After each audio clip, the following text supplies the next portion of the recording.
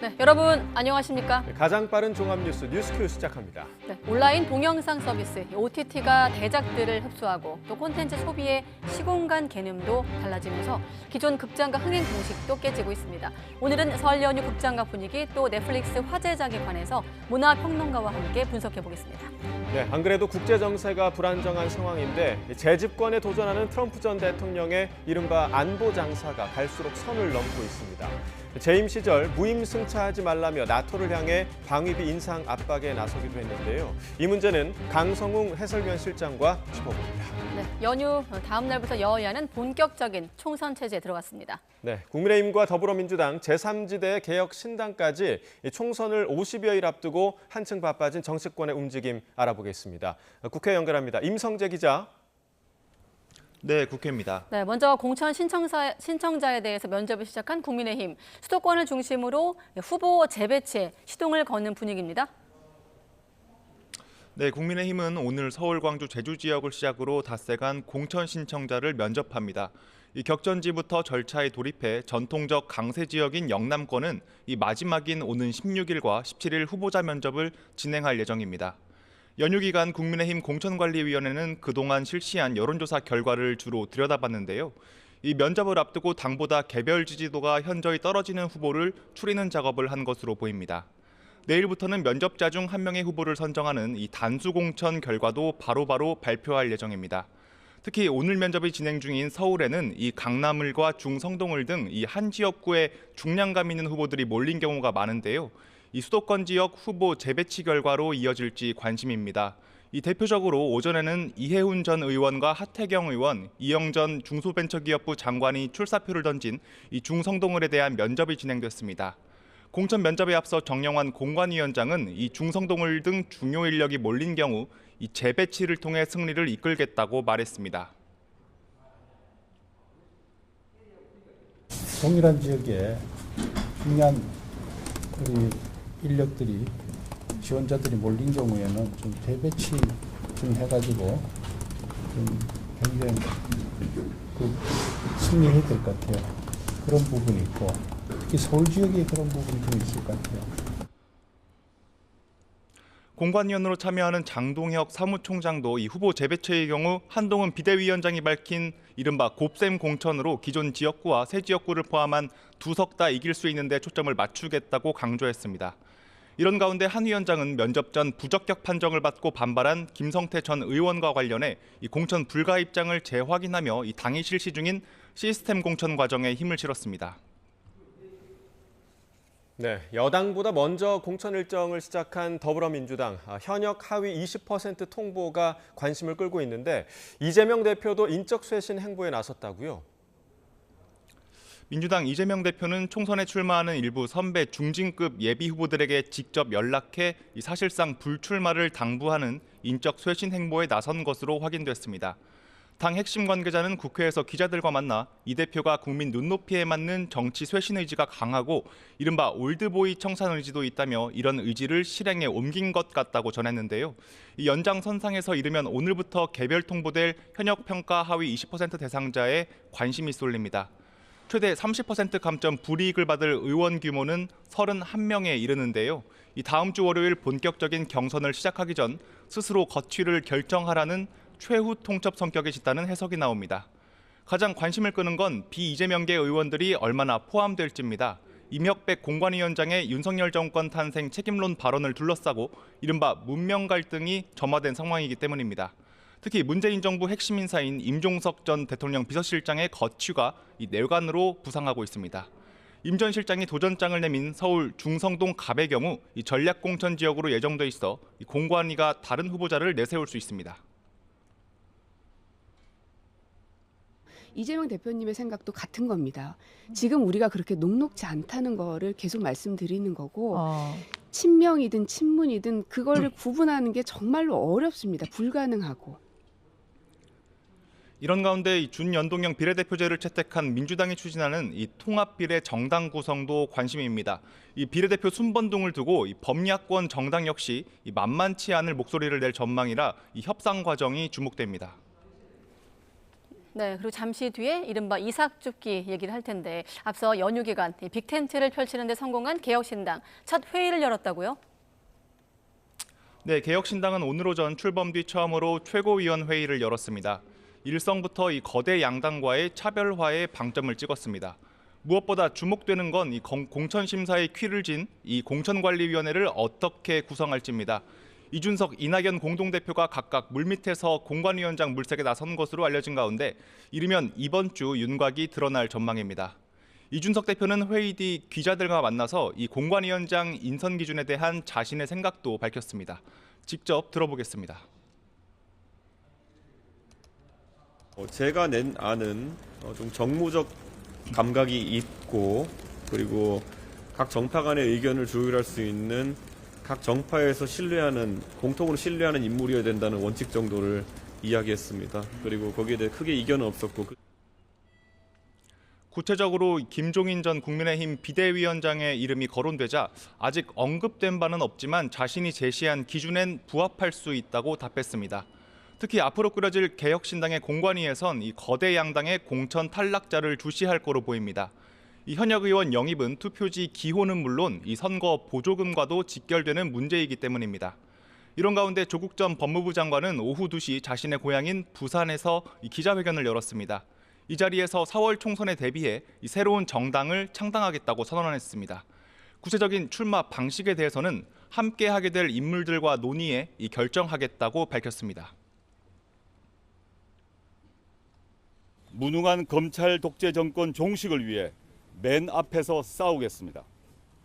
인기에 연연하지 않고 국가 위기를 극복할 대안을 한 발 앞서 제시하는 정당을 만들겠습니다. 조 전 장관의 신당이 민주당이 주도하는 통합비례정당에 참여할지 관심이었지만 이 민주당은 그 가능성에 분명히 선을 그었습니다. 이 민주당 민주개혁진보선거연합 추진단장인 박홍근 의원은 이 SNS에 글을 올려 이 조 전 장관의 정치 참여나 독자적 창당은 이 불필요한 논란과 갈등, 집요한 공격만 양산할 것이라고 강조했습니다. 지금까지 국회에서 전해드렸습니다. 네, 방금 전에 임성재 기자가 첫 최고위원 회의 분위기를 전해줬고요. 연휴 정치권 최대 이슈는 아무래도 제3지대 빅텐트 성사 개혁신당 출범입니다. 네, 국민의힘과 더불어민주당 거대 양당도 그 파급력을 예의주시하고 있습니다. 네. 공천 결과 발표 시점도 신경 쓸 수밖에 없는데요. 공천에서 탈락을 한 인사들이 개혁신당으로 이동할 수 있어서이겠죠. 이른바 이삭줍기를 기다리고 있는 개혁신당 이준석 대표도 이와 관련해 오늘 한마디 했습니다. 양당이 공천을 늦춘다고 하는 것은 사실 후보가 확정되는 시기를 늦추는 것이고 그럼 후보들이 정책 선거를 펼칠 시간을 줄이는 효과가 있습니다. 그렇기 때문에 그들이 개혁신당이 두려워서 그런 걸 한다는 것이 사실 유권자의 합리적인 선택권을 제약하고 있다는 것에 대해서 네, 누군가는 현역 의원을 스피커라고 표현하기도 했는데 현재 개혁신당에 적을 둔 현역 의원, 민주당 출신의 이원욱, 김종민, 조응천 의원과 무소속 양양자 의원 이렇게 모두 4명입니다. 한 명을 더 영입을 하면 현역 의원이 모두 5명이 되는데 이렇게 되면 6억 원 안팎의 경상보조금을 받을 수가 있는 겁니다. 다만 1분기 보조금 지급 시점이 모레이기 때문에 시간이 많지는 않습니다. 네, 하지만 두 번째 기회도 있습니다. 총선 후보 등록 마감일인 다음 달 22일입니다. 자, 이날을 기준으로 현역 의원 5명 이상을 확보하게 되면 선거 보조금 20억여 원이 지급됩니다. 자, 3월 22일이 중요한 이유가 하나 더 있습니다. 총선 때 정당 기호가 이날 정당별 의석수를 기준으로 결정되기 때문이죠.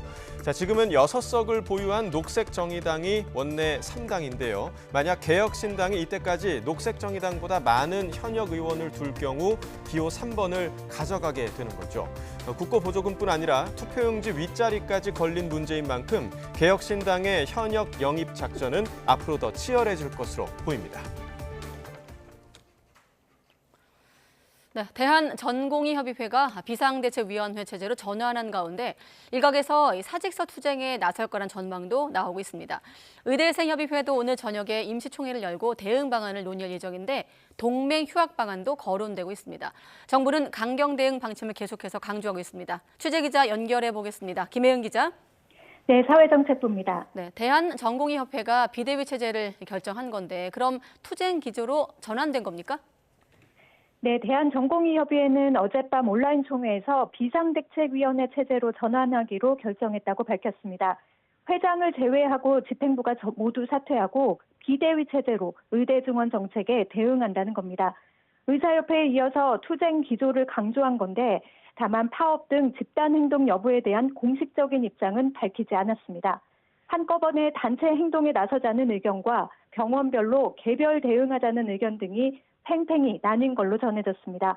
일각에서는 전공의들이 이달 말 진행되는 병원과의 계약에 응하지 않는 사직서 투쟁에 나설 거라는 전망도 나오고 있습니다.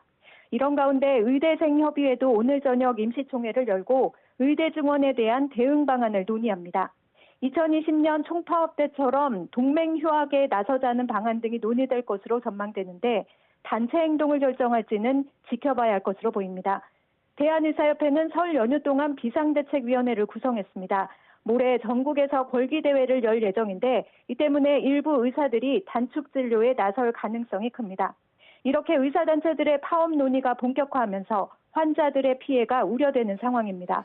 특히 전공의들이 단체 행동에 나설 경우 대학병원 응급진료나 취약 시간대 진료 차질이 불가피해서 환자들의 피해가 우려됩니다. 네, 정부는 의사들의 단체 행동에 대해서 강경 대응 방침을 밝히고 있는데 이런 기조는 여전한 겁니까? 네, 그렇습니다. 정부는 일단 전공의협의회가 단체 행동 계획을 표명하지 않은 것에 대해서는 다행이라고 밝혔습니다. 하지만 전공의들이 파업을 하지 않겠다는 입장을 밝힌 것도 아닌 만큼 이에 대한 대비에 주력하겠다고 강조했습니다. 정부는 전공의들이 사직서 투쟁에 나서는 상황에 대비해서 사직서를 수리하지 말라고 병원 측에 지시를 내렸다고 밝혔습니다.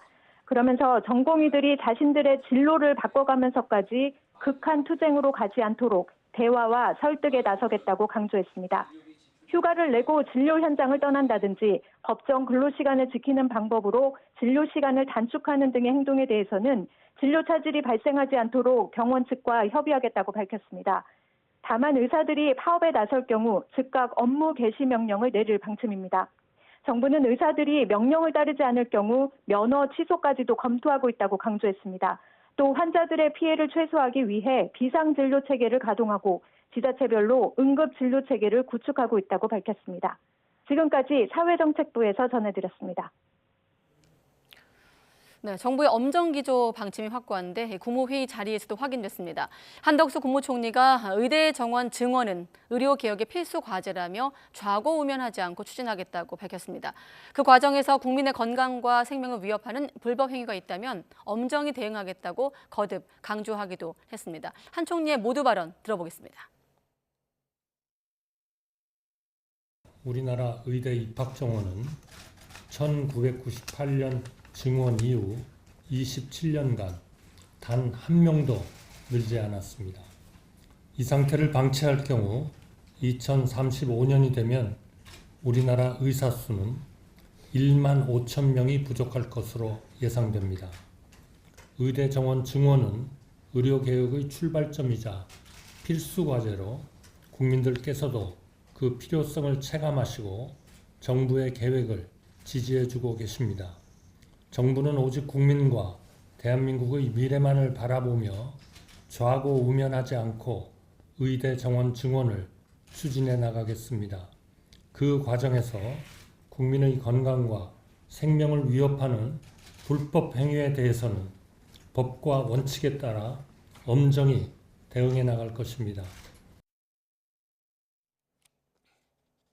우선 좀 말씀드리고 싶은 것은 노조 같으면 법에 노동 3권 이런 것들이 있습니다. 그러나 의사들은 또 개원이든 봉직이든 간에 그런 법적인 권한이 없죠. 그래서 집단 행동을 한다는 것 자체는 좀 불법이고요. 한국하우징 네, 의사들의 집단 행동은 불법이라는 복지부 차관의 발언, 어떤 의미일까요? 대한의사협회나 전공의협의회가 직능단체로 분류된다는 점 때문입니다. 의협에 속한 회원 대부분 개원이기 때문에 노동자로 볼 수 없고 또 전공의들도 노동조합에 속해 있지 않습니다. 따라서 노조에게 부여되는 파업할 권리가 의사단체에는 없습니다. 법적으로 파업이 성립되지 않는다는 거죠. 반면 전공의를 노동자로 보는지에 대해선 의견이 엇갈립니다. 전공의가 병원과 근로계약이 아닌 전문의 자격을 취득하기 위해서 수련 계약을 체결한 것이라고 노동자로 볼 수 없다는 주장과 또 명칭만 수련 계약일 뿐 이 병원장과 전공의가 체결하는 근로계약으로 봐야 한다라는 의견이 맞서고 있습니다. 그러나 법적으로는 파업권이 보장되지 않기 때문에 지난 2020년 의료계 집단행동 당시 전공의들은 특정일에 휴가를 쓴다거나 또 사직서를 제출하는 등의 방식으로 집단행동에 참여하기도 했습니다. 자, 이번에도 전공의협의회가 집단행동에 나설 것으로 보이고 또 오늘 저녁에는 의대생들이 임시총회를 열죠. 또 이틀 뒤엔 의사협회가 전국에서 벌기대회를 예고했습니다. 이 파업권이 없는 의사단체들이 강경 대응을 예고한 정부에 맞서 이번에는 어떤 방식으로 움직일지 국민의 시선이 쏠리고 있습니다. 민주당 이재명 대표 측근으로 경기 성남시 백현동 개발사업 로비스트로 지목이 된 김인섭 전 한국하우징기술 대표가 1심에서 징역 5년을 선고받았습니다. 오늘 판결은 백현동 비리 의혹과 관련된 첫 법원 판단으로 이재명 대표를 비롯한 관련자 재판에도 영향을 미칠 전망입니다. 취재기자 연결해 판결 내용 좀 더 들어보겠습니다. 김다연 기자. 네, 서울중앙지방법원입니다. 네, 법원이 검찰 구형대로 징역 5년을 선고한 건데 공소 사실 대부분을 유죄로 판단했네요. 그렇습니다. 서울중앙지방법원은 오늘 알선수재 혐의로 재판에 넘겨진 김인섭 전 한국하우징기술 대표에게 징역 5년을 선고하고 63억여 원 추징을 명령했습니다. 또 도주 우려가 있다며 김 전 대표의 보석 결정을 취소하고 재차 구속했습니다. 재판부는 백현동 사업에서 김 전 대표의 역할은 사실상 정진상 전 민주당 정무조정실장 등에게 청탁하는 것뿐이었다며 알선 대가가 아니라면 거액을 받을 이유가 없다고 밝혔습니다. 그러면서 김 전 대표가 지방 자치인 또 공무원과 친분을 이용해 알선 행위를 하면서 공직에 대한 신뢰를 훼손했다고 질타했습니다. 다만 김 전 대표가 2015년 9월부터 2017년 4월까지 송금받은 2억 5천만 원은 알선 대가로 보기 어렵다며 무죄로 판단하고 74억 5천만 원 수수 혐의만 유죄로 인정했습니다. 재판부는 오늘 선고에서 김 전 대표와 민주당 이재명 대표, 정진상 전 실장의 관계도 설명했습니다. 김 전 대표가 선거를 여러 차례 지원하면서 이 대표 그리고 정 전 실장으로부터 두터운 신뢰를 얻었고 성남시 공무원들도 이들의 특수관계를 잘 알고 있었다고 밝혔습니다. 또 김 전 대표가 성남시장실과 정책실장실이 있는 2층을 언급하며 2층에서도 백현동 사업을 잘 해보라고 했다고 말했다는 설명도 있었습니다. 앞서 김 전 대표는 2015년 9월부터 지난해 3월까지 정 회장에게 77억 원과 함께 공사 현장 식당 사업권을 받은 혐의로 지난해 5월 구속 상태로 재판에 넘겨졌습니다. 김 전 대표가 성남시장이던 이재명 대표와 정 전 실장에게 로비를 해서 백현동 사업에서 성남 도시개발공사를 배제하고 정 회장이 운영하는 성남 R&D PFV가 단독으로 사업을 맡게 했다는 게 핵심 공소 사실입니다. 오늘 선고는 백현동 의혹과 관련한 첫 법원 판단으로 이 대표를 비롯한 관련 재판에도 영향을 미칠 수 있습니다. 재판이 끝난 뒤 김 전 대표 측 변호인은 판결문을 검토해 항소 여부를 결정하겠다는 짧은 입장을 내놨습니다. 지금까지 서울중앙지방법원에서 전해드렸습니다. 정부가 대학생 학비 부담 완화를 위해서 국가장학금 지원 대상을 대폭 확대할 방침입니다. 대통령실 고위 관계자는 국가장학금 지원 대상을 중산층을 비롯해 소득 하위 80% 정도까지 확대하는 방안을 유력하게 검토하고 있다고 밝혔습니다. 현재는 소득과 재산 기준을 충족하는 대학생을 상대로 선발 절차를 거쳐 지원하고 있는데 상위 20% 계층을 제외한 나머지 학생을 모두 장학금 대상에 포함한다는 취지입니다. 이와 함께 주거 장학금 제도를 도입해 거주지와 다른 지역에서 대학을 다니고 있는 학생들의 주거비를 일부 지원할 방침인 것으로 전해지고 있습니다. 가상화폐 대장주 비트코인이 현물 ETF를 통해 매수세가 계속 유입되면서 26개월 만에 5만 달러를 돌파했습니다. 인공지능 AI 대장주 엔비디아는 22년 만에 시가총액에서 아마존을 제치고 시총 2조 달러 돌파도 눈앞에 뒀습니다. 보도 이종수 기자입니다. 미 가상화폐 거래소 코인베이스에 따르면 비트코인이 미국 동부 시간으로 12일 낮 12시 26분에 5만 24달러 6,663만 원에 거래됐습니다. 비트코인 5만 달러 돌파는 2021년 12월 이후 처음입니다. 22개월 만에 5만 달러를 넘어선 것은 지난달 10일 승인된 비트코인 현물 상장지수 펀드 ETF에 힘입었습니다. 신규 자금 대거 유입이 기대됐던 현물 ETF를 통해 최근 매수세가 계속 유입됐기 때문입니다. So I think it's another key step forward in the development of what is still by far the youngest, smallest, and most retail investor dominated of all the asset classes.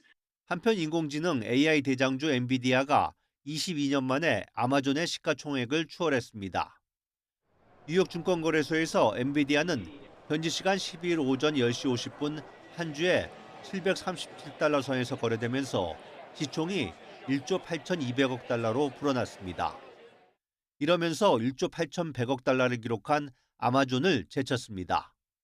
AI 반도체 시장에서 점유율 80%를 기록하고 있는 엔비디아는 시장 예측을 뛰어넘는 매출과 이익을 내놓으며 반도체 기업으로는 최초로 지난해 5월 말 시총 1조 달러를 돌파했습니다. So I've been doing this job over 15 years.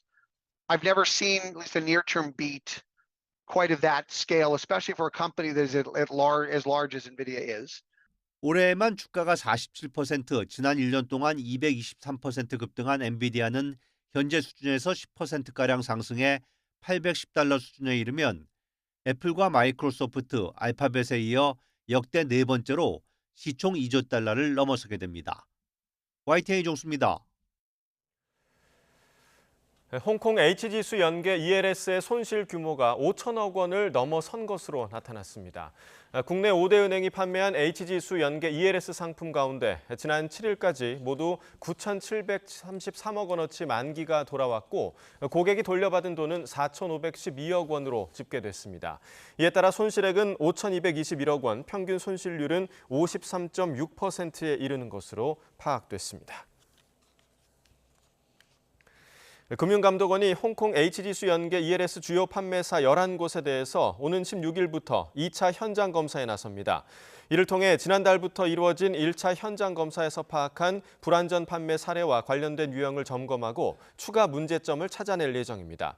앞서 금감원은 1차 검사에서 은행들이 고령층의 노후 보장용 자금이나 암 보험금에 대해 투자 권유를 하거나 설명 녹취 의무를 피하기 위해 휴대전화로 온라인 판매를 한 것처럼 가입하도록 하는 등 불안전 판매 사례를 일부 확인했습니다. 코로나 팬데믹 이후 공연계가 되살아나며 인기 공연마다 암표가 극성을 부리고 있습니다. 가수와 기획사들이 저마다 암표와의 전쟁에 나선 가운데 콘서트 전 좌석을 NFT, 즉 복제와 교환이 불가능한 토큰 형태로 판매한 사례가 등장했습니다. 디지털 기술이 어떤 방식으로 암표 거래를 차단하는지 나연수 기자가 취재했습니다. 효도전쟁으로 불리는 가수 임영웅의 콘서트 티켓 500만 원. 한류 스타 블랙핑크의 타이완 공연 티켓은 현지에서 1,700만 원에 판매되기도 합니다. 이처럼 팬데믹 이후 공연계에서는 원래 표값에 최대 수십 배 웃돈을 얹은 암표가 극성입니다. 신고 건수는 2년 사이 12배 가까이 폭증했습니다. 기획사 자체 모니터링에 포상 티켓을 건 암행어 사제까지 등장했지만 암표 거래를 뿌리 뽑긴 역부족입니다. 지난달 암표 문제로 공연을 전면 취소했던 가수 장범준 씨는 이번 달 공연을 다시 준비하면서 아예 전 좌석을 NFT 티켓으로만 판매했습니다. NFT, 즉 대체 불가능 토큰은 블록체인 기술을 바탕으로 전송과 재거래를 차단할 수 있을 뿐만 아니라 필요한 부가 기능을 얹을 수 있습니다. 본인 인증을 바탕으로 추첨에 들어갔고 추첨을 바탕으로 저희가 공정하게 선발을 했기 때문에 이제 암표상들이 막 매크를 돌려서 동시에 막 몇천 개씩 가져가는 이런 형태는 애초에 차단이 됐습니다. 장 씨에게 협업을 제안한 카드사는 지난해 같은 방식으로 사흘간 문화 행사를 진행했습니다. 예매부터 입장까지 단일 플랫폼을 활용해 고객 편의성까지 높일 수 있었다고 말합니다. 공연뿐만이 아니라 저희가 향후 진행할 전시나 아니면 더 다른 문화 행사들에도 조금 더 다양한 NFT 솔루션을 적극적으로 도입해서 더 안전하고 더 고객들이 편리한 입장 경험을 느끼실 수 있게 진행을 해보려고 하고 있습니다. 다만 일각에서는 NFT 기술이 소유권만을 확인해 줄 뿐 개인정보 도용 등의 편법에는 여전히 취약하다고 지적합니다. 또 디지털 기기 사용이 서툰 고령층 등의 접근성을 떨어뜨리고 문화 소외를 부추길 수 있다는 우려도 나옵니다. YTN 나연수입니다. 네, 서울에서 칼국수 한 그릇 평균 가격이 처음으로 9,000원을 넘었습니다. 한국소비자원에 따르면 지난달 서울 기준 소비자들이 많이 찾는 8개 외식 메뉴 가운데 칼국수와 냉면, 비빔밥 등 3개 품목 가격이 한 달 전보다 올랐습니다. 특히 칼국수 가격은 9,038원으로 재작년 3월 8,000원을 넘은 뒤 처음으로 9,000원대를 기록한 겁니다. 냉면 가격은 지난달 11,385원, 비빔밥은 같은 기간 1,654원으로 한 달 전과 비교해서 77원씩 오른 것으로 나타났습니다. 그런가 하면 코로나 사태가 풀리면서 지난해 온라인 배달음식 시장이 관련 통계 작성 이래 처음으로 역성장하기도 했습니다. 통계청 집계를 보면 지난해 음식 서비스 온라인 거래액은 26조 4천억 원으로 한 해 전보다 0.6% 줄었습니다. 음식 서비스 온라인 거래액은 2019년 9조 7천억 원에서 2022년 26조 6천억 원까지 급증했다가 지난해 코로나 사태 종식과 고물가를 계기로 감소했습니다. 네, 수십 년 역사를 갖고 있는 국내 기업들이 중국을 벗어나서 미국, 또 일본, 동남아 등으로 사업 영토를 확장하고 있습니다. 해외 시장 다변화로 먹구름이 끼었던 실적도 개선 흐름을 보이고 있습니다. 황보혜경 기자가 취재했습니다. 24년 전통의 국내 중저가 화장품 브랜드입니다. 코로나19 시기 적자를 면치 못하다가 K-뷰티 열풍에 힘입어 국산 화장품이 인기를 끌면서 해외 고객이 늘고 있습니다. From social media and advertising, we recommend to our friends to use the Korean product. 무엇보다 중국 시장을 넘어 일본과 미국을 중심으로 해외 시장을 발빠르게 개척했기 때문입니다. 지난해 일본의 한국 화장품 인지도 순위에서 1위를 차지한 데 이어 미국 아마존에서도 스킨케어 제품 매출이 1년 전보다 2배 넘게 늘었습니다. 自分たちの周りとか自分も韓国のアイドルとか文化とかが好きでそこからどんどん派生してコスメとかも好きになりました。 Well, Korean cosmetics is more effective, especially the skincare is the number one. 60년 역사를 지닌 국내 중공업 회사도 해외 시장을 개척하며 실적 개선에 성공했습니다. 지난해 영업이익이 2,578억 원으로 한 해 전보다 80% 가까이 늘었는데 전력 설비 교체 수요가 높은 미국 시장을 공략한 영향이 컸습니다. 이를 발판 삼아 유럽과 중동, 아프리카 등으로 수주 지역을 확대하고 있습니다.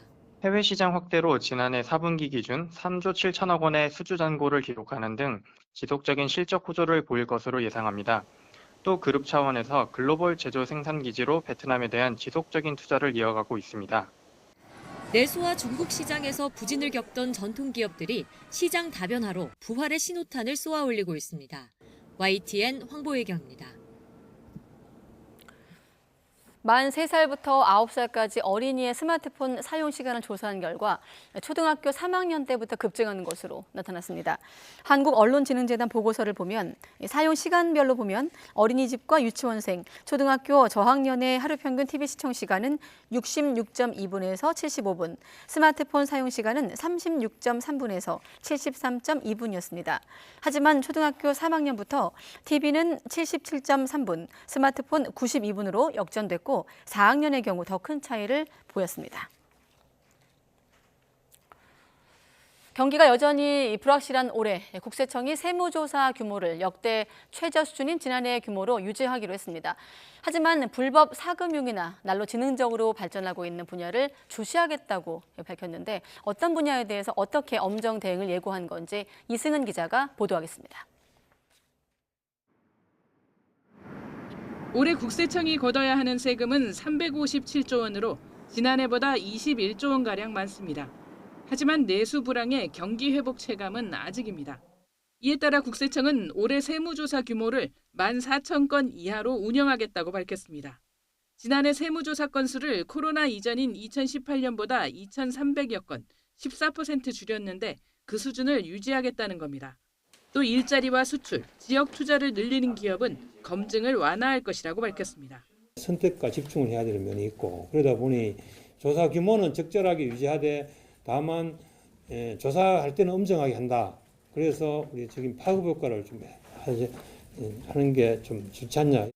국세청은 대신 불법 사금융과 주가 조작, 다단계 판매 등 민생 안정을 해치는 폭리 탈세 대응에 역량을 집중하기로 했습니다. 갈수록 지능화되는 역외 탈세 대응도 강화해 처음으로 지방청 단위까지 전담팀을 만들고 오는 2026년 해외 신탁 자료 제출 의무화도 대비합니다.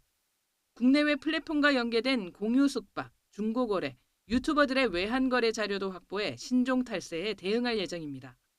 모든 지방청에 포렌식 지원팀을 신설해 전산 자료 확보와 분석을 지원하고 해외 직구 통관 내역 분석 시스템을 개발합니다. 체납 추적을 위해 세무서 전담반을 25개로 6개 늘려서 특허권 양도 등 신종 재산능력 수법도 추적합니다. 저출산 관련이나 취약층에 대한 혜택은 확대합니다. 올해부터 자녀 장려금은 소득 기준 7천만 원 이하로 넓어지고 최대 지급액도 100만 원으로 늘어납니다. 국세청은 학자금 대출 연체 가산금을 매월 1.2%에서 0.5%로 낮추는 방안도 추진한다고 밝혔습니다. YTN 이승은입니다. 네, 음주운전을 하다가 오토바이 배달 기사를 치어 숨지게 한 20대 클럽 DJ에 대해서 배달 기사들이 엄벌을 탄원하고 나섰습니다. 음주운전이 도로 위에서 흉기 난동을 부리는 것이나 다름없다며 가해자가 제대로 처벌받는지 지켜보겠다고 했는데요. 직접 들어보겠습니다. 배달 노동자에게 도로 위는 작업장입니다.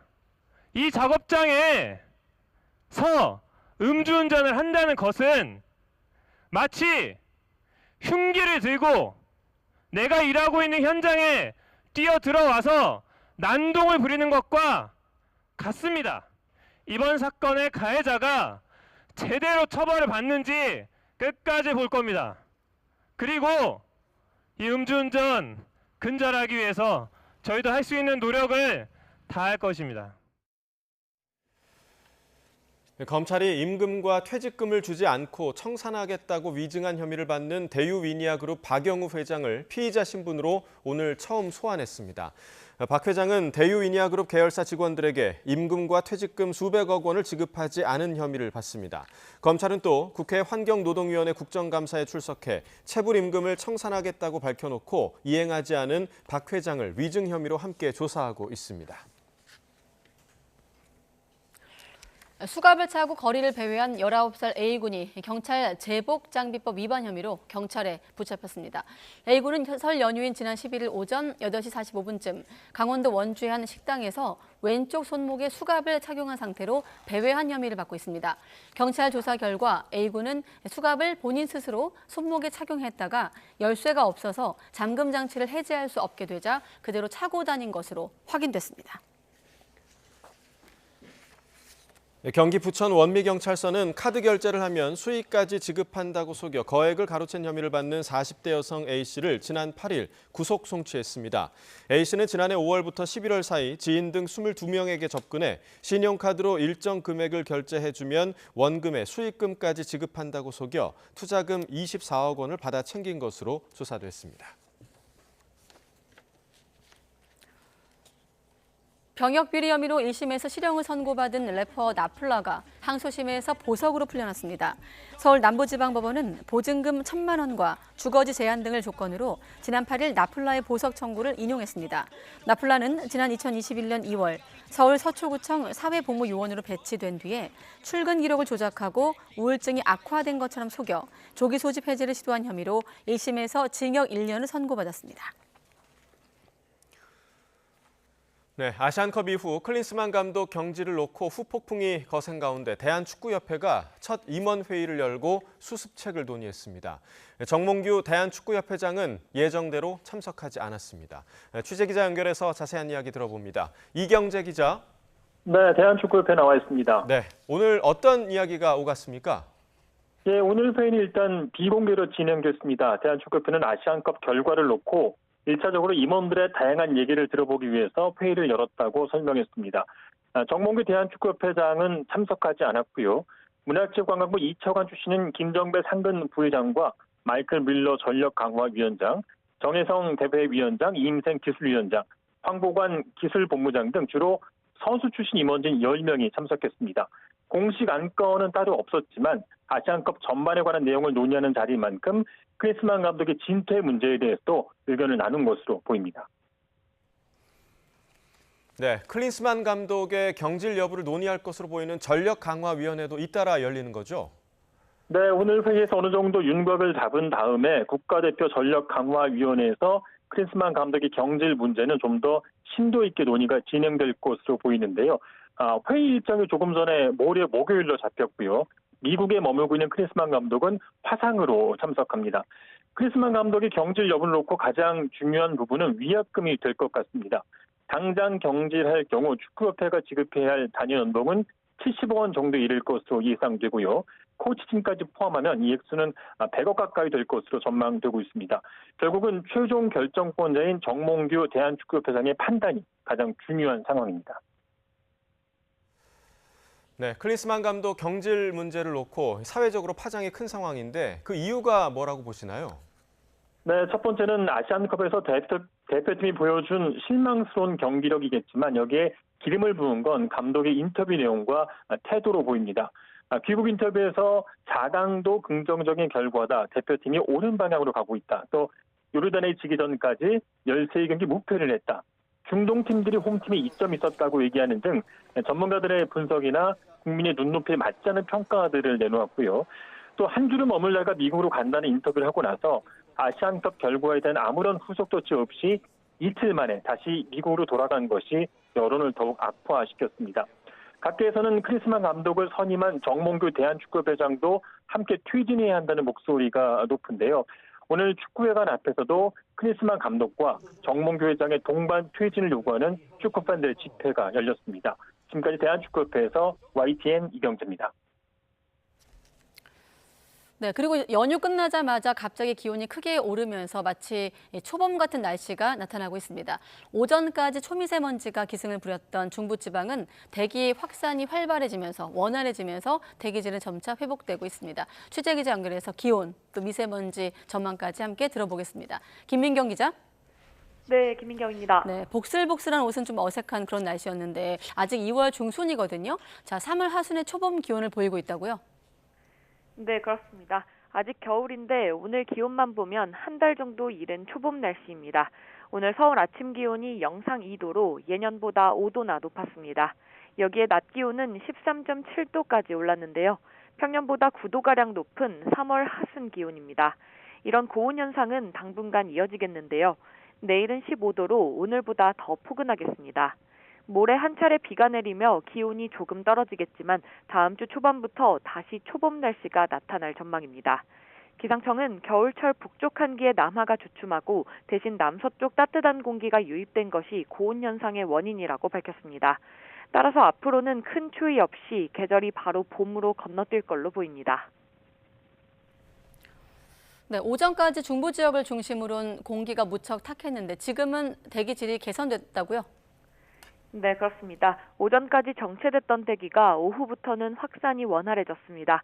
인천에 내려졌던 초미세먼지주의보도 오후 2시를 기준으로 해제됐는데요. 그 밖에 초미세먼지 농도가 나쁨 수준을 보이던 수도권과 중부지방도 보통 수준으로 회복됐습니다. 오후 4시 기준 강원도의 초미세먼지 농도는 세제곱미터당 31 마이크로그램, 서울 28 마이크로그램, 충북 24 마이크로그램으로 평소와 비슷한 수준으로 내려왔습니다. 국립환경과학원은 밤사이에도 대기 확산이 원활해 내일은 전국의 대기질이 보통에서 좋음 수준을 보일 걸로 보인다고 밝혔습니다. 지금까지 문화생활과학부에서 YTN 김민경입니다.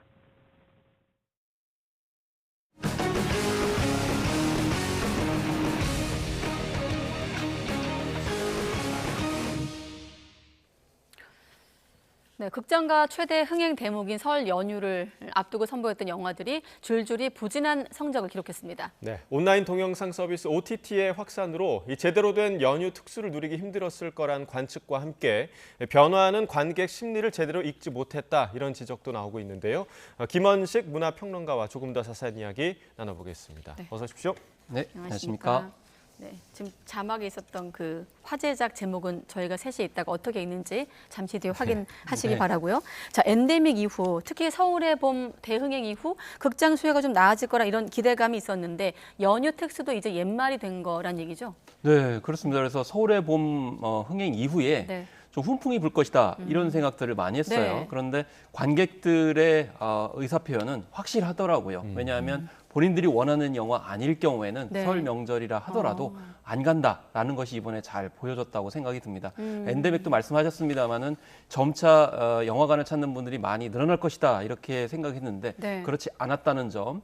그래서 앞으로 영화계에서 어떤 작품을 내놔야 될지 고민이 더 깊어질 거라고 생각이 듭니다. 네, 그나마 이제 이번 설 명절 연휴 동안 할리우드 판타지 영화죠. 원카가 가장 많은 관객을 모으기는 했더라고요. 나홀로 흥행이다 이런 평가도 나오고 있더라고요. 네, 그렇습니다. 나홀로 흥행이라고 한 이유는 2위가 시민 더키인데 네. 시민 더키와 지금 30여만 명 차이가 나고 있기 때문입니다. 그래서 이 원카 같은 경우에는 사실 이제 판타지 영화이거든요. 이제 주인공이 초콜릿을 이제 맛있게 만드는 것이 이제 꿈인데 그걸 위해서 이제 여정을 떠나는 그런 작품 내용이 되겠습니다. 아무래도 이제 먹을 게 나오기 때문에 먹방 영화다 이렇게 할 수도 있겠습니다만은 뮤지컬 영화 쪽이라고 볼 수가 있겠고 네. 그래서 요즘에는 이제 뮤지컬에 대한 그런 선호도가 높기 때문에 가족끼리 볼 수 있는 뮤지컬 영화로서 입지가 굉장히 이제 강화됐다는 건데 그렇지만 평점을 보게 되면 실관람객 평점이 7.81이어서 좀 실망스러워요. 그러니까 이게 무슨 얘기냐면 결과적으로는 굉장히 보고 싶어가지고 본 영화가 아니고 볼 영화가 없기 때문에 봤다가 약간 실망이 좀 있지 않냐 이런 상황이라는 것을 원카의 이런 이제 사례를 통해서도 거꾸로 알 수가 있겠습니다. 조금 전에 가족과 함께라고 하셨거든요. 그래서 연휴에는 전통적으로 좀 우리 영화, 한국 영화가 좀 강세였는데 아까 지표로도 확인됐습니다만 시민 더키를 좀 제외하고는 성적표가 부진합니다. 네. 그렇습니다. 이제 7일 날 세 편이 출사표를 냈습니다. 네. 그래서 도그데이즈 같은 경우 이제 반려견을 중심으로 해서 벌어지는 여러 인물들의 따뜻한 이야기를 다뤘고 뭐 윤여정 씨라든지 또 이제 유해진 씨, 김윤준 네. 씨 등이 이제 출연을 해서 눈길을 끌었었고요. 그다음에 이제 데드맨 같은 경우는 이제 이름을 빌려주는 사람들의 이야기, 그래서 요건 이제 바지 사장이라고 하는데 그 현상을 다뤘던 작품이었습니다. 두 작품이 그렇게 제작비가 많지 않아서 결과적으로 200만 명 그리고 180만 명을 동원하면 손익분기점을 넘기는데 좀 많이 못 미쳤습니다. 그나마 도그데이즈가 선전을 해서 4위에 오른 그런 상황이었고 오히려 이제 건국전쟁이라고 하는 다큐가 또 3위를 차지를 했습니다. 소풍 같은 경우에는 제작비가 12억 원밖에 안 되기 때문에 25만에서 한 26만 정도 이렇게 동원하면 됐는데 13만여 명 정도 동원했습니다. 이명웅 씨가 부른 노래가 이제 OST를 사용이 돼서 화제가 됐었습니다만은 결과적으로 소소한 그런 따뜻한 이야기들을 다룬 작품도 좀 대작이 없는 그런 상황 속에서 힘이 좀 붙이지 않았나 이렇게 생각을 해보게 됩니다. 네, 지금 방금 말씀해주신 대로 대작이 없었다 이렇게 평가를 해주셨고 저희가 아까 그 순위만 보더라도 대작이 없는 그런 중소규모의 영화들 뿐인데 설 연휴에 이런 그 블록버스터 영화가 없었던 이유는 좀 어디에 있다고 보십니까? 일단 좀 약간 설날이 좀 늦었다는 점도 있습니다. 예를 들면은 방학 중에 1월 말쯤에 설날이 있었다고 그러면 대작이 아마 그때 개봉을 하게 되면서 2월, 3월까지 아마 흥행세를 몰아갈 그런 전략을 짰을 텐데 네. 그렇지 않았다는 점이고요. 단 며칠을 바라보고 대작을 개봉하기에는 여러 가지로 불리한 점이 있다고 볼 수가 있겠습니다. 어쨌든 달라진 그런 극장 개봉관의 위상. 예전에는 이제 멀티플렉스를 하나의 트렌드처럼 온 가족이 가는 문화가 있었거든요. 네. 지금은 이제 그런 것들이 약간 좀 달라졌기 때문에 이런 것들이 복합적으로 작용을 하게 되면서 블록버스터형보다는 좀 손익분기점이 낮은 영화들을 주로 이제 개봉하게 된 이유가 아닌가 이렇게 생각을 할 수가 있겠고 또 설 명절을 보내는 방식도 많이 달라졌습니다. 뭐 예를 들면은 공연을 가시는 경우도 있고 여행을 가시거나 또 OTT를 보시는 경우 등 이제 다양한 선택지로 이제 변했기 때문에 이런 점들이 블록버스터가 개봉하기에는 좀 부담이 있었지 않았을까 이렇게 생각을 해봅니다. 명절 문화도 좀 달라지고 여행을 간다든지 또 말씀하신 대로 우리가 콘텐츠를 소비하는 어떤 시간적, 공간적 개념도 네. 달라졌기 때문에 그런 부분들도 반영이 됐다. 자, 이렇게 되면 우리가 극장가에서는 연휴 전략을 짜는 건데 그런 전략도 좀 바뀌어야 되겠네요. 영화계에서는. 네, 그렇습니다. 그래서 네. 영화계에서도 이제 예전처럼 반드시 명절에 극장만 가지 않는다는 겁니다. 실제로 통계 조사를 보게 되면 네. 일단 영화관을 가시긴 갔는데 당일날 오후에 이제 많이 가시는 것으로 나타났고 그 이외에는 자신만의 어떤 시간을 보내는 방식으로 달라지고 있다라는 겁니다. 네. 이런 점을 좀 헤아려야 되기 때문에 오히려 이제 연휴가 짧을수록 블록버스터 영화들은 개봉하기가 좀 어려운 점이 있고 네. 그리고 명절이라 하더라도 이제 의무적으로 극장을 가지 않는다는 겁니다. 그렇기 때문에 꼭 가야 될 이유가 있었을 때 이제 가는 거죠. 예를 들면 서울의 봄 같은 경우에도 비수기인데도 불구하고 아, 저 영화는 내가 먼저 봐야 돼. 꼭 봐야 될 필요가 있어 라고 생각을 하면 극장을 방문을 했었거든요. 네. 그래서 영화도 마찬가지로 이렇게 이제 관객들의 확실한 니즈, 수요에 따라서 바뀌고 있기 때문에 그래서 명절에 꼭 가야 될 영화들을 만들어야 된다. 가야 될 만한 그 영화가 뭘까? 이거는 이제 좀 더 고민을 해봐야 그런데 되겠죠. 심지어 고물가 시대에 극장 티켓값도 만만치 않거든요. 만만치가 네. 않습니다. 그리고 지금 이제 고물가 시대고 금리 인상도 미국에서 또 이제 내리지 않고 있는 그런 상황이기 때문에 예. 좀 지금 현재 주머니 사정이 넉넉지 않은 그런 상황인데요. 그렇지만은 한편으로는 확실하게 뭔가 이 충족을 해준다 그러면 갈 만한 그런 의도가 분명히 관객들 사이에 있습니다. 왜냐하면 지난 한 해 같은 경우에도 공연 시장은 굉장히 많이 증가를 했거든요. 그래서 정말 색다른 경험, 내가 원하는 경험을 제공해주면은 돈을 쓰겠다라는 이제 태도를 가지고 있으시기 때문에 네. 이런 점도 참고해야 될 필요성이 있겠습니다. 서울의 봄 사례도 있었고요. 맞습니다. 네. 또 이제 주목할 만한 점 중에 하나가 이제 아까 순위에도 있었습니다만 최근 두 편의 인물 다큐멘터리 영화가 많은 분들의 좀 관심을 얻고 있는데 손익분기점을 넘겼습니다. 영화계에서는 좀 어떻게 바라보고 있습니까? 그렇습니다. 그래서 이제 건국전쟁 같은 경우에는 사실 그렇게 홍보를 많이 안 한 것으로 지금 알려지고 있는데 네. 지금 연휴 기간에 이제 34만 명 이상을 돌파한 것으로 나타나고 있고 또 기루의 김대중 같은 경우에도 이제 12만 명을 돌파를 했습니다. 사실 이제 건국전쟁 같은 경우는 이승만 전 대통령을 다룬 그런 영화인데 사실 희소성 관점에서 봤을 때는 이승만 전 대통령에 관련된 콘텐츠가 그렇게 많지 않아요. 맞아요. 그리고 그 마지막 시기, 그러니까 4.19 시기에 맞물려서 그 부분만 많이 알려졌지 초창기에 대한민국 건국사에 관련된 부분들은 많이 알려졌기 때문에 네. 이런 부분에 대한 다큐적인 어떤 측면 때문에 수요가 몰린 것이라고 볼 수가 있겠고 또 이제 기루의 김대중 같은 경우에도 이제 청년기 때 어떻게 활동을 했는지 이 부분에 초점을 맞추기 때문에 나름대로 소구성이 있다. 네. 그래서 물론 이제 정치권에서는 양쪽에서 이제 지지 그런 흐름들을 네. 보여주고 있습니다만은 다큐 자체가 가지고 있는 장점이 있습니다. 그래서 넷플릭스 같은 경우에도 다큐 장르가 아예 따로 떨어져 있거든요. 예. 그래서 거기에서 그렇죠. 다큐 매니아들이 많이 선호하고 있기 때문에 이런 점에서 오히려 극장에 다른 영화들이 맥을 못 출 때 다큐가 선전을 하고 있다. 그래서 이거는 정치적 부분과 상관없이 다큐의 힘. 특히 요즘에는 서울의 봄에서도 보여드렸습니다만은 이 우리 현대사에 관련돼 가지고 많은 국민들이 목마름이 있어요. 그래서 현대사에 우리가 알 것 같은데 잘 모르는 부분들이 상당히 많거든요. 네. 그래서 앞으로도 익숙한데 잘 모르는 그런 내용들을 이렇게 다큐가 됐건 픽션으로 다루면은 훨씬 더 콘텐츠로서 승부를 걸 수 있고 많은 분들의 지지를 받을 수 있지 않을까. 다만 손익분기점을 좀 낮춰가지고 너무 대형 블록버스터로 만들지 않는다 그러면 네. 우리 K 콘텐츠로서 다큐 혹은 사실의 바탕을 둔 현대사 콘텐츠도 충분히 의미가 또 흥행 결과가 있을 거라고 생각이 듭니다. 네, 다큐 자체가 갖고 있는 장점, 그 소구력이 있다고 말씀하셨는데 아까 조금 전에 이제 한동훈 비대위원장 모습도 나갔고 혹시 총선을 좀 앞두고 있었던 것도 좀 영향이 있었을까요? 그런 점이 두 작품 있을 거라고 모두? 생각이 듭니다. 아무래도 현대사고 또 정치 리더들을 다뤘던 작품이기 때문에 이제 진보와 보수 쪽에서 정도 이제 굉장히 중요한 이슈이기 때문이죠. 네. 그렇지만은 이거를 이제 무리하게 선거 전략으로 활용하게 되면 이제 부작용이 생길 수 있고 역풍이 불 수도 있습니다. 예전에 킹메이커 사례도 있었고 네. 작년 같은 경우에도 서울의 봄이 특정 누구에게 유리할 거냐라고 해가지고 그랬었죠. 서로 좀 자기 쪽으로 끌어들이는 어떤 그런 측면들이 있었는데 네. 전례 사례를 보게 되면 결과적으로 이 표심은 냉정했습니다. 그래서 자기에게 유리하게 적용하려고 했던 사례보다는 오히려 그 영화에서 내포하고 있는 메시지들을 뭐 공약이라든지 정치적인 변화를 통해서 보여주는 것이 필요하지 특히 SNS를 중심으로 이렇게 뭐 선거 전략으로 삼는 것은 오히려 부작용이 생길 수도 있다. 오히려 이 선거라는 거는 핵심 지지자가 아니고 중간 쪽에서 좀 약간 고민하시는 분들을 좀 끌어와야 되는 부분이잖아요. 예. 그런 중간에 있는 분들은 아무래도 실제로 실천하는 정치인들에게 표를 주지 않을까 이렇게 개인적으로 생각해 봅니다. 네.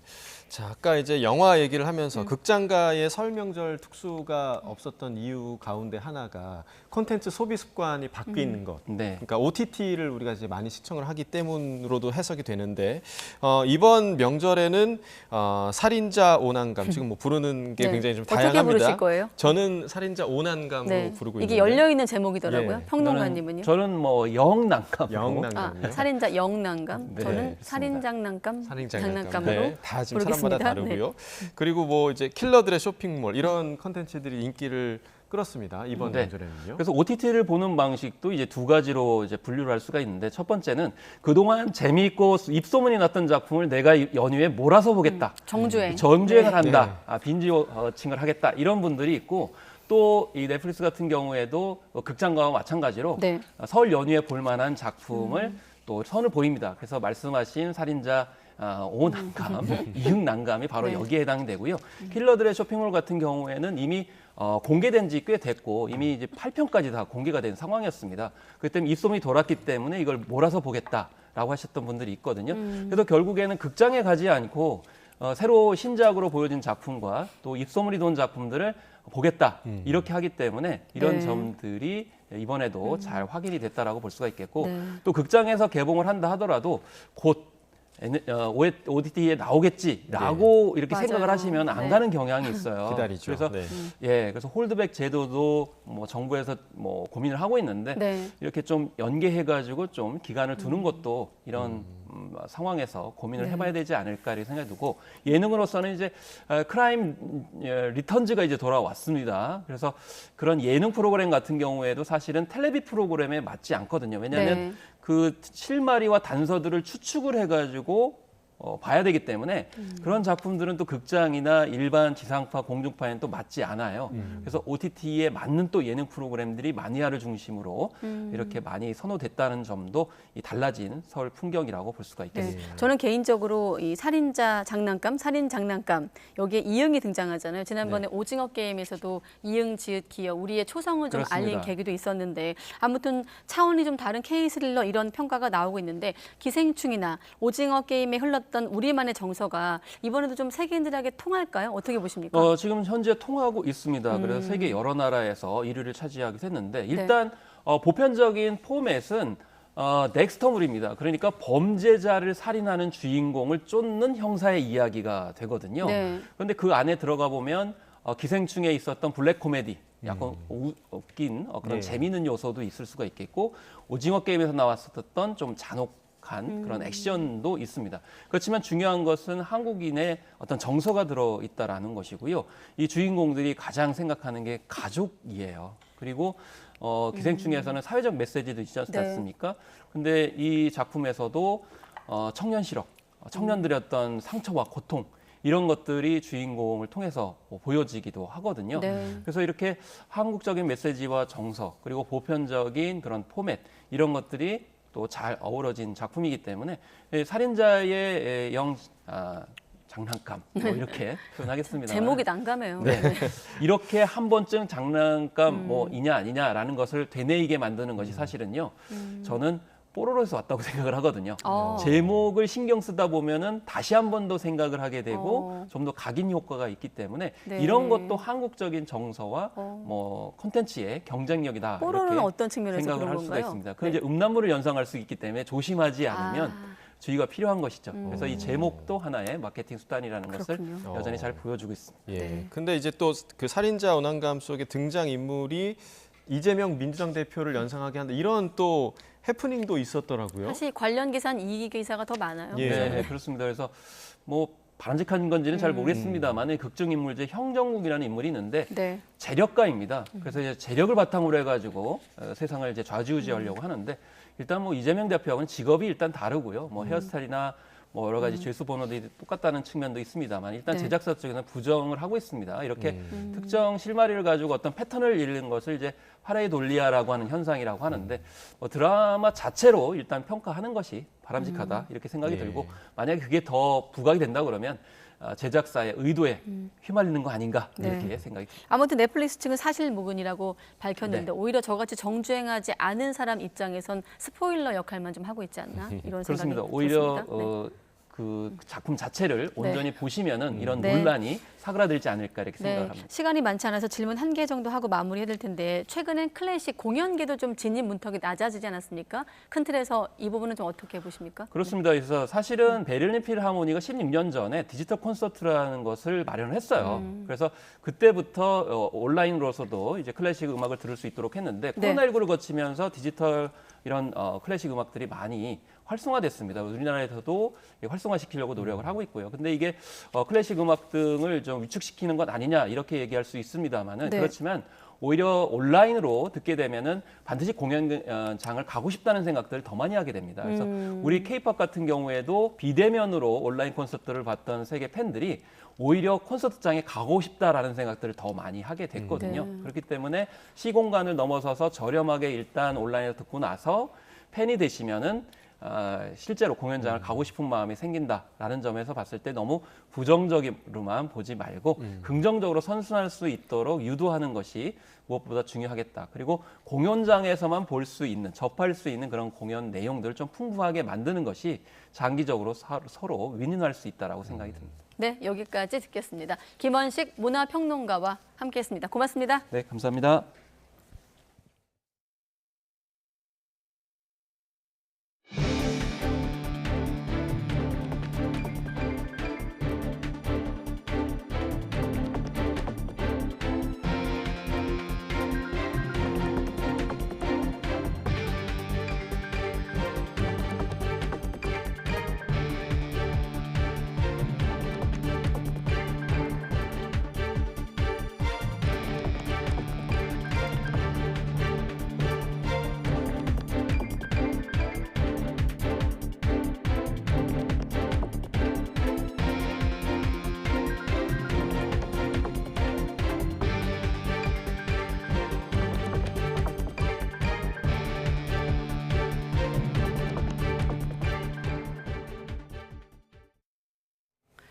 네, YTN 뉴스큐 계속됩니다.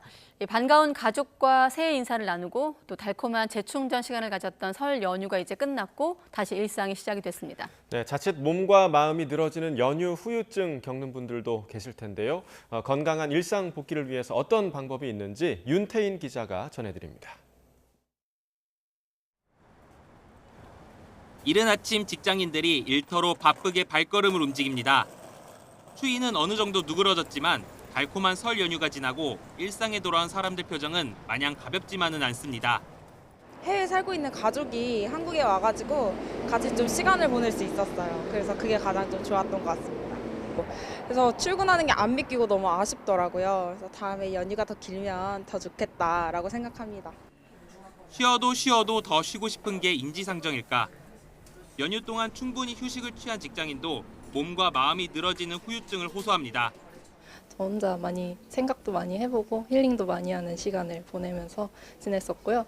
아무래도 연휴 후유증이라는 게 남아있어서 아침에 살짝 일어나기 힘들었긴 했는데 이번 연휴는 코로나19 대유행 이후 최대 규모란 전망까지 나올 정도로 인구 이동량이 많아 특히 피로가 쌓이기 쉽습니다. 양가 부모님 인사를 들어가다 보니까 확실히 평상시에는 체감할 수 없는 교통체증을 많이 체감을 했던 것 같아요. 유독 좀 많이 피곤하기도 한 것 같아요. 연휴 후유증을 극복하려면 생체 리듬을 연휴 이전 상태로 되돌려 놓는 데에 집중해야 합니다. 회식이나 늦은 모임은 피하고 평소보다 일찍 잠자리에 드는 등 충분한 휴식을 취하는 것이 좋습니다. 연휴가 끝난 다음에는 조금 여유 있는 휴식 시간을 가지고 쉬는 시간을 늘리는 게 좋겠습니다. 가벼운 스트레칭이나 걷기 정도로 운동을 하는 것이 빨리 예전의 그 신체 조건으로 돌아오는 데 도움이 되고요. 설 연휴 이후 올해 남은 휴일은 100일 남짓. 나흘 넘게 이어지는 황금 연휴는 추석이 유일하고 3.1절과 어린이날에는 사흘을 내리쉴 수 있습니다. 돌아오는 황금 연휴를 알차게 보내는 것도 중요하지만 후유증 없이 건강하게 일상으로 복귀하려면 무엇보다 평소 생활 리듬을 크게 해치지 않는 선에서 연휴를 보내는 지혜가 필요합니다. YTN 윤태인입니다. 네, 이번 연휴 기간에 상점가를 돌면서 금품을 훔친 30대가 경찰에 붙잡혔습니다. 30대 A씨는 지난 9일부터 11일 사이에 전북 군산 시내 편의점과 금은방 등 상점을 돌며 금품을 훔친 혐의를 받습니다. A씨는 편의점 현금 인출기를 둔기로 부수고 현금을 훔치려다가 신고를 받고 출동한 경찰에 현장에서 붙잡혔습니다. 네, 서울 당일 말다툼하던 20대 아들을 흉기로 찌르고 도망친 50대 아버지도 있습니다. 경찰에 붙잡혔는데요. 50대 A씨, 지난 10일 새벽 1시 20분쯤 서울 안암동 골목에서 전화로 다툰 아들이 찾아오자 흉기를 휘두른 혐의를 받고 있습니다. 경찰 관계자는 피해자가 쓰러진 뒤 병원으로 이송됐지만 생명에 지장은 없다고 설명했습니다. 전북 정읍경찰서는 자신을 면접에서 떨어뜨린 회사에 살해 협박 전화를 하고 실제 범행을 준비한 40대에 대해 구속영장을 신청할 예정이라고 밝혔습니다. 40대 A씨는 오늘 오전 정읍시 한 회사 앞에 차를 대고 흉기와 인화물질을 가지고 있다가 현행범으로 체포됐습니다.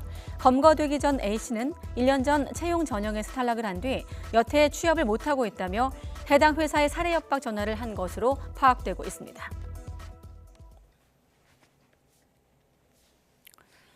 네, 의사들의 집단 행동이 가시화하면서 가장 우려가 큰 건 당사자인 의사도 또 그렇다고 병원이나 정부도 아닐 겁니다. 바로 환자 그리고 그 가족들일 텐데요. 어렵게 잡은 수술이나 치료 일정이 미뤄질까 봐 노심초사하고 있는 이들은 왜 의사 파업의 희생자가 본인이어야 하는지 이해하기 어렵다는 반응입니다. 조용성 기자가 취재했습니다. 요즘 대학병원에 입원 중인 환자와 가족들은 걱정이 늘었습니다. 의사들의 파업 얘기가 나올 때마다 혹여 치료에 차질이 생기지 않을까 싶어서입니다. 암 환자 등 중증 환자들의 경우 어렵게 잡은 수술이나 치료 일정이 미뤄질까 걱정이 더 클 수밖에 없습니다. 만약에 파업을 했을 경우 그 인턴이나 레지던트 분들이 빠지게 되면 응급상황을 대처하실 의사분들이 없으시잖아요. 그랬을 때가 제일 우려되는 상황이죠. 항암 환자 같은 경우는 응급상황이 언제든지 발생할 수 있는데 특히 지역에서 큰 병원을 찾아 서울로 원정 치료를 다니는 환자들은 불안감이 큽니다. 대학병원 업무의 상당 부분을 책임지는 전공의 집단 행동 얘기에 예민할 수밖에 없는 겁니다. 자기 밖으로 욕심내는 것밖에 안 된다. 상급병원 같은 경우에는 지역 국민보다 그 외부에서 오시는 분들이 더 많더라고요, 보면. 근데 그 병원에서조차 이렇게 한다면 그거는 크게 많은 불편을 초래하죠. 환자와 가족들은 의료 파업으로 왜 본인들이 피해를 봐야 하는지가 가장 납득하기 힘들다는 입장입니다. 그렇다고 파업 기간 동안 아프지 말라고 할 수도 없는 노릇. 어린아이가 있는 집에서는 벌써부터 걱정입니다. 환자들 때문이라도 파업은 안 된다고는 생각을 해요. 저희 애들도 계속 막 병원으로 살거든요. 1년 내내 뭐 여기 아팠다 저기 아팠다 하니까.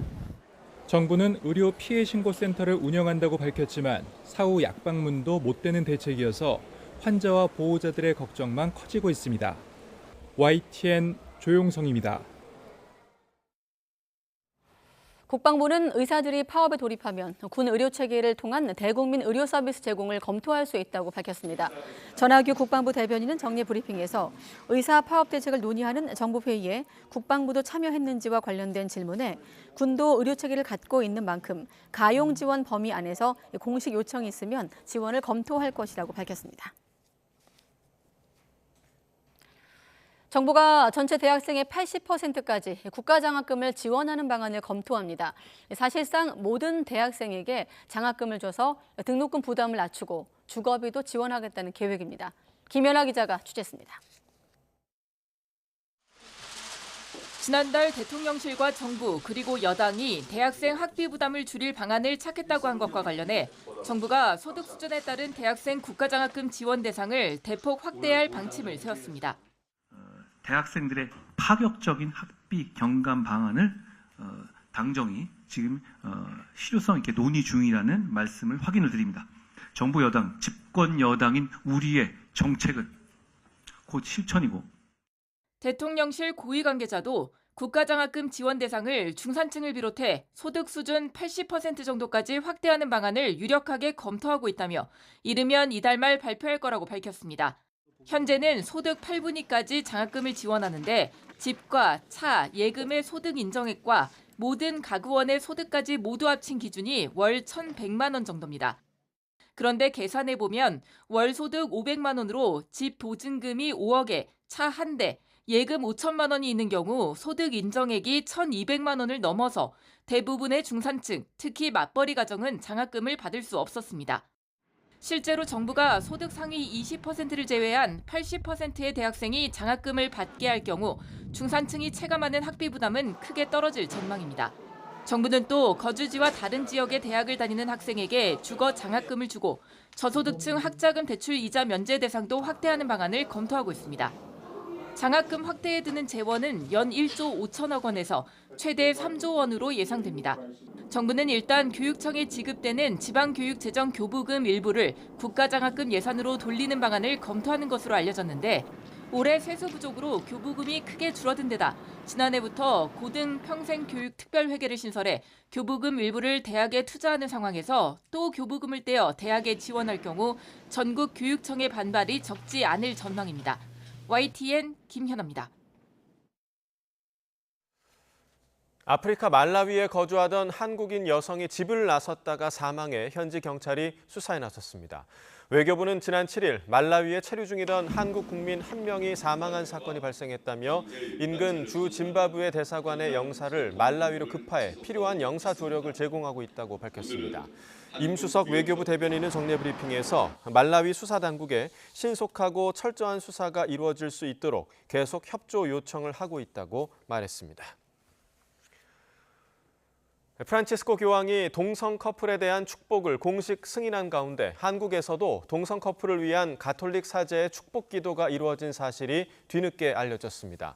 성소수자 인권 증진을 목표로 하는 비영리 단체 엘라이 아르쿠스에 따르면 글라렛 선교 수도회 소속 이승복 신부는 지난달 20일 여성 커플 2쌍을 위한 축복 기도를 올렸습니다. 한국천주교 주교회의 측은 이번 동성 커플 축복 기도는 교회의 공적인 행위나 커플 자체에 대한 축복이 아니라 동성 결합을 이루고 있는 개개인에게 하느님께서 복을 내려주시기를 청하는 사제의 개인 사목적 축복 행위라고 설명했습니다. 얼음이 녹기 시작한 저수지에 빠진 강아지를 119 소방대원이 직접 물에 들어가 무사히 구조했습니다. 오늘 오후 1시 30분쯤 강원도 횡성군 우천면의 한 저수지에서 강아지 한 마리가 물에 빠졌다는 신고가 접수됐습니다. 신고를 받고 출동한 119 구조대는 구조 로프 등을 활용해 강아지에게 접근한 뒤 30여 분 만에 무사히 구조했고 주인에게 인계했습니다. 일당 독재 국가인 북한의 노동당 대표단이 러시아의 집권 여당의 초청으로 러시아 방문에 나섰습니다. 러시아 단체 관광객은 다음 달에도 북한을 방문하기로 하는 등 북러 밀착은 계속되고 있습니다. 최두희 기자입니다. 김수길 평양시 당위원회 책임비서를 단장으로 하는 북한 노동당 대표단이 러시아로 향했습니다. 오는 15일부터 17일까지 열리는 현대 식민주의에 대항하기 위한 다자간 협력체 회의에 참가하기 위해서입니다. 무엇보다 러시아 여당인 통합 러시아의 초청에 따른 방문인 만큼 북러 정당 간 교류, 협력 논의가 이뤄질 것으로 보입니다.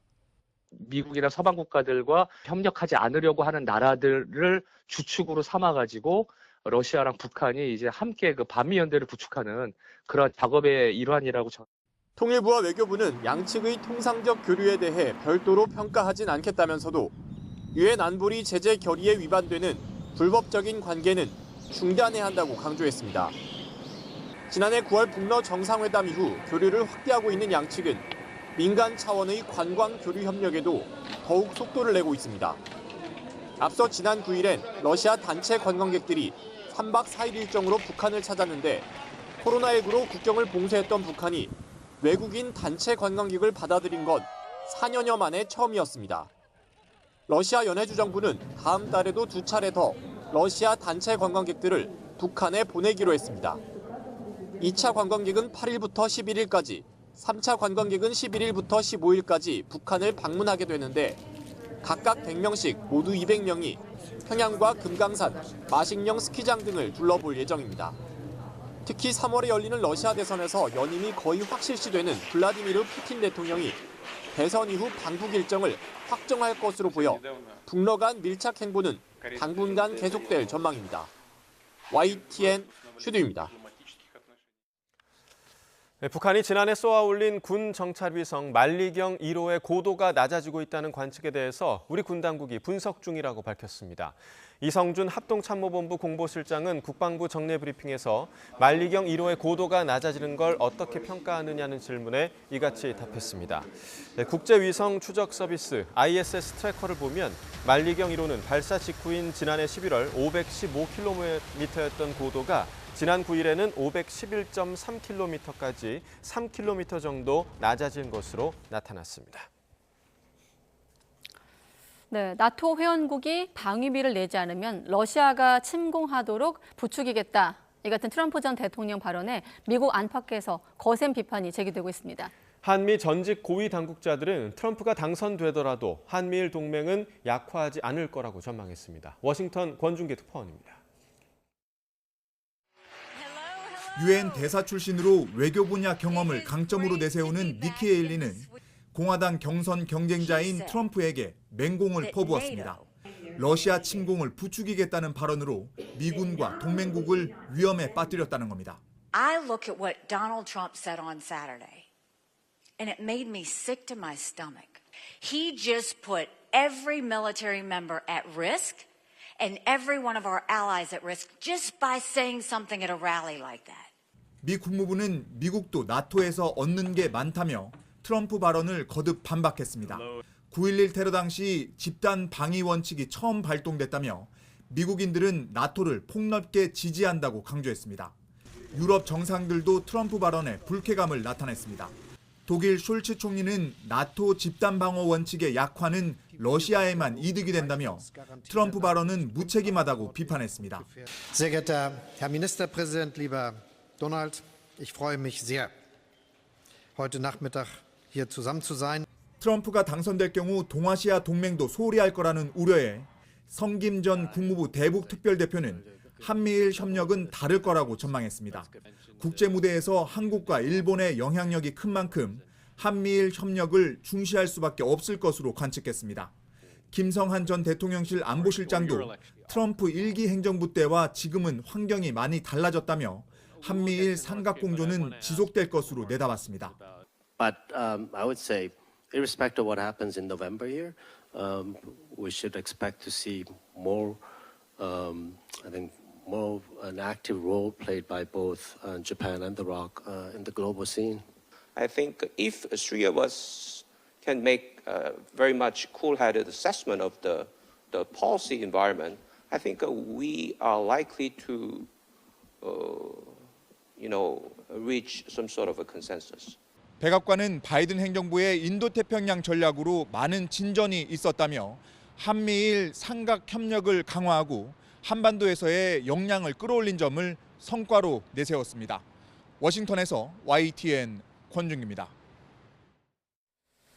네, 이렇게 트럼프 전 대통령 발언으로 유럽의 나토 가입 국가들은 충격에 빠져 있는데 우리나라도 강 건너 불구경할 처지가 아닌 것 같습니다. 네, 강성웅 해설위원 실장과 이 얘기 조금 더 알아보겠습니다. 어서 오십시오. 네. 네, 재임 시절에선 무임승차 이렇게 내자로 말하기도 했었던 트럼프 전 대통령. 러시아가 독일이나 폴란드 같은 미국의 동맹국을 침략하도록 부추기겠다 이렇게 말을 했는데 어떤 맥락입니까? 유럽 국가들이 방위비를 올려라 이런 걸 압박하는 건데요. 네. 유세 중에 나왔습니다. 사우스캐롤라이나 유세에서 지난 10일 날 한 얘기인데요. 자기가 이제 그 2020년에 그 나토 정상회의에 참석했을 때 나왔던 얘기를 하나 소개하는 겁니다. 그래서 어떤 한 나라의 대통령, 유럽 국가의 정상이 자기에게 물어봤다고 합니다. 만약에 우리가 돈을 안 내고 방위비를 좀 안 내고 러시아의 공격을 받았을 때도 미국은 보호해 줄 거지 않느냐, 보호해 주지 않을까 이렇게 물어봤더니 거기에 대해서 이제 트럼프가 답을 한 겁니다. 이 녹취를 한번 먼저 들어보시고 이야기를 하면 좋을 것 같습니다. 네. One of the presidents of a big country stood up and said, well, sir, if we don't pay and we're attacked by Russia, will you protect us? I said, you didn't pay? You're delinquent? He said, yes, let's say that happened. No, I would not protect you. In fact, I would encourage them to do whatever the hell they want. You got to pay. You got to pay your bills. And the money came flowing in. 네, 자, 여기서 트럼프 대통령이 얘기했던 큰 나라의 대통령, 이 대통령, 이 정상이 누군지는 좀 확인이 됐나요? 예, 사실은 한 나라의 정상보다 어떻게 보면 더 높은 사람이라고 할 수 있는데 유럽연합의 그 우르줄라 폰데라이언이라는 그 여성 집행위원장이 있습니다. 그 사람이 한 얘기라고 아마도 그 당시 참석했던 한 사람일 것 같은데 티에리 브루통 EU 집행위원이 그 말을 했습니다. 그 집행위원장이 이제 우르줄라 폰데라이언 그 여성인데 아마 화면을 보면 금방 알 수 있을 겁니다. 그 사람이 어떻게 보면 유럽연합을 대표해서 물어본 거랑 마찬가지죠. 그래서 이제 우리가 만약에 유럽도 사실 경제적으로 어려우니까 이대로 가면 혹시 안 도와줄 거냐 이렇게 물어봤더니 우리는 미국은 그러면 유럽연합의 그런 나라들을 채무 불이행국이라고 볼 거다 이렇게 얘기를 한 겁니다. 네. 그러면서 그럴 생각이 없고 러시아가 공격을 하도록 오히려 부추길 수 있다. encourage라는 영어를 썼더라고요. 그렇게 얘기를 한 겁니다. 그러니까 동맹을 도와주기는커녕 적국에게 유럽연합의 동맹국들을 공격하도록 내버려 두거나 부추김으로써 한번 미국이 얼마나 큰 역할을 하는지 혹은 미국이 안 도와주면 무슨 일을 당하는지 한번 봐라. 뭐 이런 식으로 얘기를 한 거죠. 네. 그렇군요. 이런 얘기를 듣고 싶어하는 유권자, 물론 많든 적든 있을 것 같은데 그래서 표심 잡기, 선거운동 과정에서 좀 과장되게 얘기하는 것 같다 이렇게 생각할 수도 있는데 트럼프 전 대통령의 진짜 뜻이 따로 있나요? 그런 측면도 있습니다. 사실은 이게 그 사우스캐롤라이나 가가지고 유권자들에게 한 얘기인데요. 네. 여기에는 이제 우리가 보통 트럼프의 지지자로 알고 있는 뭐 좀 백인이면서 저소득층이면서 저학력인 사람들 이런 사람들이 이런 얘기를 하는 겁니다. 사석에서 이 유권자들이 왜 우리는 계속 다른 나라를 도와줘야 하느냐. 우리 안에 이렇게 많은 가난한 사람이 있는데 우리가 소상공인인데 장사도 안 되고 나는 해고됐는데 우리를 도와주지 않고 어떻게 이 많은 돈을 외국에 갖다 쓰느냐 이렇게 얘기하는 사람들이 굉장히 많고 이런 사람들이 트럼프 지지자거든요. 그 사람들에게 굉장히 속 시원한 얘기 그런 거를 해준 거죠.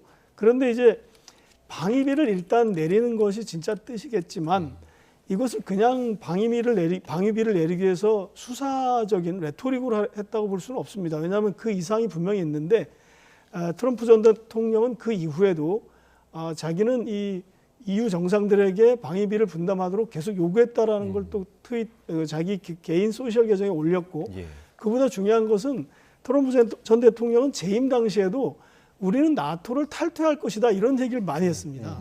사실 깜짝 놀랄 일인데 나토라는 게 거의 70년가량 유지된 동맹관계거든요. 거기서 갑자기 미국 대통령이 나와서 나는 나토를 탈퇴할 것이다. 이거 굉장히 충격적인 발언인데 이런 얘기를 사실 여러 번 했고 그 폰데라이언 집행위원장 면전에서도 했습니다. 그렇기 때문에 이게 단순히 돈을 좀 더 내라라고 하는 말보다는 좀 더 굉장히 강한 유럽에 대한 경고이고 전 세계 동맹국들에게 들으라고 하는 말일 수도 있습니다. 자, 방금 얘기해 주셨던 나토를 탈퇴하겠다 이런 발언과 더불어서 최근에 있었던 이제 러시아의 공격을 부추기겠다 이런 말까지 사실 이런 트럼프 전 대통령의 말을 들은 유럽 국가들의 충격이 좀 상당할 것 같습니다. 굉장히 클 겁니다. 특히 폴란드 같은 나라가 굉장히 큰데요. 우크라이나 바로 옆에 있고 우크라이나를 지원하고 또 러시아와 굉장히 민족 감정이 안 좋은 나라입니다. 그런 나라가 이 말을 들으면 얼마나 깜짝 놀라겠습니까? 많은 뭐 다른 유럽 정상들도 마찬가지입니다. 그동안 러시아에 대한 방어는 미국이 해줬기 때문에 유럽 국가들은 그렇게 사실 일부 국가를 제외하고 방위비를 많이 안 쓴 것도 사실입니다.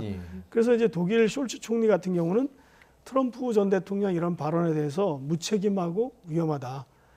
그리고 유럽의 안보를 가지고 이렇게 장난하듯이 이렇게 하거나 거래를 하듯이 이렇게 말하는 것은 안 되겠다. 그런 얘기를 했고 나토는 계속해서 유럽의 공동 방어의 축이다. 이렇게 얘기를 했습니다. 폴란드 좀 전에 말씀드렸는데 마침 이 폴란드의 투스크 총리가 지금 투스크 총리가 프랑스 대통령하고 만나는 장면인데 프랑스 대통령과 숄츠 총리를 잇따라 만났습니다. 여기서 이제 이 투스크 폴란드 총리가 당장 이 우크라이나 전쟁을 걱정하는 상황에서 만약에 미국이 도와주지 않는다면 미국과 유럽이 협력을 하지 않는다면 어떤 대안도 없다. 이렇게 얘기를 했습니다. 그건 사실 유럽의 같은 처지에 있는 나라들에게 한 말이라고 할 수 있습니다. 또 옌스 스톨텐베르크 나토 사무총장 얼마 전에 우리나라에도 지난해인가 왔었었는데요. 예. 미국을 포함해서 모든 나라, 그러니까 유럽과 미국 모두의 안보를 훼손하고 미국과 유럽의 군인들의 생명을 위험하게 한다. 이렇게 아주 직설적으로 말하게 됐습니다. 네. 자, 그런데 트럼프 전 대통령이 부추기겠다고 한 대상이 러시아거든요. 최근 뭐 신냉전주의 속에서 두 나라의 좀 관계가 더 갈등이 격화된 상황인데 다름 아닌 러시아를 좀 고리로 공격하겠다는 건데 좀 이해가 되지 않는 부분도 있고요. 네. 사실 언뜻 보면 정상적이라면 이해하기 어렵죠. 네. 이 동맹 국가들을 지키는 국가가 러시아를 부추기겠다나 해서 동맹을 공격하도록 하겠다. 이건 굉장히 좀 이상한 말인데 사실 이 말이 굉장히 국제 정치를 연구하는 사람들에게 굉장히 충격적인 말이기도 합니다. 뭐냐면 어떤 나라든 자기를 안보적으로 지지해주는 나라를 믿고 그 나라와 동맹 관계를 맺고 그 나라에 의지하고 또 그 나라와 협력을 하거든요. 근데 그 안보를 유지해주는 나라가 나는 이제 너희 나라와 더 이상 협력할 필요 없다 하면 이 나라 약소국들은 갑자기 황당한 상황을 맞이하게 되는 거죠. 그럴 때 약소국들이 취하는 방법은 다른 강대국들을 찾게 된다는 겁니다. 그 얘기는 유럽에서 미국이 이런 말을 해서 실천에 옮긴다면 유럽 각국들은 자기 나라들끼리 안보를 추구하거나 또 다른 나라라면 여기서 프랑스, 영국, 독일도 있지만 이 나라들도 의지할 곳은 그럼 러시아랑 다시 친해지는 이런 문제가 생기는 겁니다. 중국과도 협력할 수 있습니다. 이렇게 되기 때문에 굉장히 큰 어떤 국제 질서의 파괴적인 질서를 흐트러뜨리는 그런 역할을 한다는 건데 마침 이 뉴욕타임스에서는 이 상황을 우리나라 1950년 한국전쟁 상황과 약간 비교를 했습니다. 이 맥락이 아주 똑같지는 않습니다. 그때 1950년 6월 25일 날 북한이 남침을 했는데 다섯 달 전인 1월 달에 애치슨 국무장관이 우리나라를 극동의 미국 방어선에서 제외를 했습니다. 그랬더니 북한의 김일성은 이건 미국이 참전을 안 하겠구나 이런 오판을 하게 한 거죠. 그래서 이제 남침을 감행했다는 게 사실상 어느 정도 정설로 굳어져 있는데 이렇게 바로 애치슨 라인의 실수처럼 잘못된 외교처럼 이게 지금 미국이나 미국 동맹국들에게 러시아 같은 나라의 침공을 부추길 우려가 있다. 이런 얘기를 뉴욕타임스가 경고하고 있었습니다. 네, 그러니까 트럼프 전 대통령이 이런 이야기를 했다는 건 본인의 이런 종류의 발언이 EU 국가들로 하여금 방위비를 내놓게 할 수 있다라는 믿음이 있다는 걸로 좀 해석이 되는데 그러면 그렇습니다. EU 국가들이 지금 여전히 미국에 의존하고 있는 상태인가요? 어느 정도 의존하고 있나요? 그렇습니다. 이거를 제가 한번 통계를 찾아봤더니요. 2023년 작년 7월에 나토 정상회의가 열렸는데 이때 각국이 GDP 대비 2%로 방위비를 올리자고 합의를 했고 의무화했습니다. 사실 근데 그건 지금 나온 게 아니라 10년 전에부터 하던 겁니다. 그때도 의무화를 했는데 유럽 국가들은 평화를 사실 구가하면서 그리고 이제 미국의 지원을 받고 안보 우선화에 있으면서 이 안보에 대한 지출을 하지 않았죠. 그래서 지금 보니까 31개의 그 나토 회원국 가운데 이 2% 이상의 방위비를 쓰는 나라는 11개, 그러니까 3분의 2는 지키지 않고 있습니다. 그리고 이게 지키는 나라들도 보면 아까 말씀드린 폴란드 같은 나라, 그 나라들은 그 이상의 방위비를 쓰고 있습니다. 예를 들어서 2.42%를 썼었습니다. 2022년 기준에. 미국은 거의 3, 4%를 쓰고요. 그리고 나머지 이 기준을 넘어선 나라는 대부분 러시아 주변에 있는 나라입니다. 그러니까 자국 방위를 해서 쓰는데 안 넘긴 나라, 그 2%를 넘기지 않은 적은 방위비를 쓴 나라 중에 대표적인 나라가 독일입니다. 독일은 경제력이 EU에서 가장 강한 나라인데 1%대를 쓰고 있습니다. 1.49%. 프랑스는 1.89, 이탈리아 1.51%. 그러니까 이 세 나라가 주축인데 EU에서 많이 쓰고 있지 않은 것으로 숫자로도 나타나고 있습니다. 네. 아무튼 트럼프 전 대통령의 이를테면 선 넘은 도 넘은 발언으로 동맹국들이 좀 경악하고 있다까지 얘기를 하고 있는데 이렇게 되면 유럽 국가들의 군사비 지출도 빠르게 좀 증가할 수밖에 없을 것 같은데 어떻습니까? 맞습니다. 폴란드를 필두로 사실 우리나라 무기를 많이 수입해 갔지 않았습니까? 폴란드 같은 경우가 이제 그렇게 됐는데 이렇게 되면 이제 유럽 전체가 군비 증강에 나설 가능성이 굉장히 높습니다. 마크롱 대통령이 아까 보셨던 그 투스크 폴란드 총리와 회담 직후에 이런 말을 했습니다. 유럽의 방위 산업을 강화해야 된다. 유럽의 어떤 방위 내지 군사적인 측면에서 이걸 산업적으로 연결시켜야 된다는 그런 얘기를 하고 있고요. 샤를 미셸 EU 정상회의 상임의장, 이 사람도 역시 마찬가지인데 국방에 투자를 해야 된다라는 점이 이 트럼프의 말로서 다시 한번 부각됐다, 이런 얘기를 했고요. 또 다른 EU 집행위원은 미국 대선 때문에 4년마다 우리가 동전 던지기, 이렇게 남의 나라의 그 어떤 무책임한 결정에 유럽의 안보를 맡겨서 되겠느냐, 이렇게 어떤 한탄 섞인 그런 자조 섞인 얘기를 했고, 유럽 지도자들이 이제 방위비에 더 신경을 써야 된다, 이런 얘기를 했습니다. 폴란드 같은 경우는 지난 10년 사이에 병력을 2배를 늘려서 현재 거의 20만 명을 보유하고 있습니다. 우리나라에서 그 전차를 1,000대 정도를 사갔는데요. 이것을 전체적으로 1,600대까지 늘린다고 하는데 폴란드의 이 전차 대수는 프랑스나 독일, 스페인, 이탈리아, 영국이 가진 것보다 많은 겁니다. 그러니까 이제 그걸 필두로 주변 나라들로 이 군비 증강 경쟁이 계속될 거다, 이런 걸 예측해 볼 수가 있습니다.